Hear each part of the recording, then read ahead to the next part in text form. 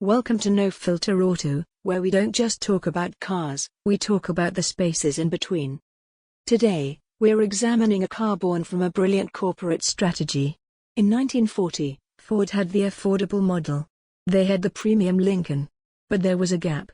A space for something more than basic transportation, but less than a rolling monument. Enter the bridge. The smart, stylish, and subtly potent middle child.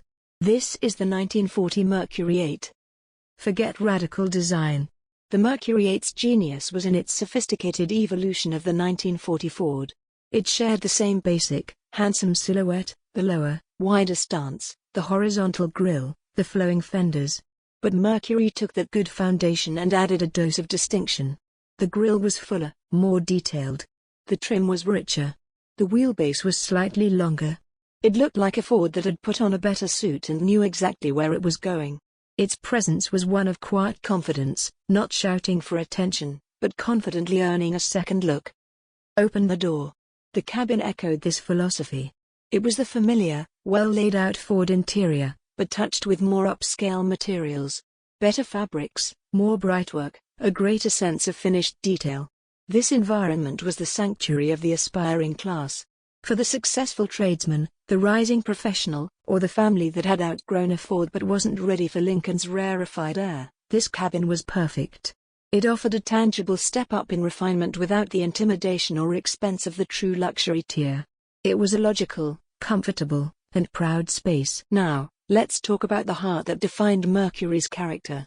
Under the hood lay the key differentiator, the Indianapolis 239 cubic inch flathead V8.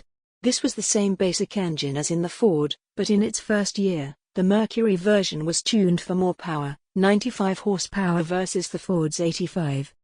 This may seem trivial, but it was everything. The sensation was of smooth, accessible vigor. The Mercury felt more eager, more capable, more willing on the highway. It had the same torquey, bubbling flathead character, but with an extra layer of sophistication and punch. It wasn't a hot rod, but it had the soul of one, dressed for business. This powertrain, more than any styling cue, created the Mercury's lasting reputation as the driver's car in the Ford family, the brand with a bit more spark. So, what was its battlefield? It brilliantly occupied the no-man's land between the Ford Deluxe and the Lincoln Zephyr. It offered more style and power than the Ford, at a price far below the Lincoln. It was the smart buy for the discerning customer who understood value. Its success created an entire new segment, the affordable mid-priced car. The 1940 Mercury 8 is the ultimate corporate success story. It proved that you don't always need to invent something wholly new to win. Sometimes, you just need to smartly refine, position, and empower an existing idea. It gave a name and a face to ambition. It wasn't the cheapest, nor the most luxurious. It was the most sensible step up. This is No Filter Auto.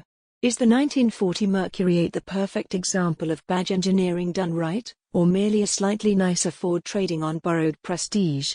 Let us know your rank in the comments.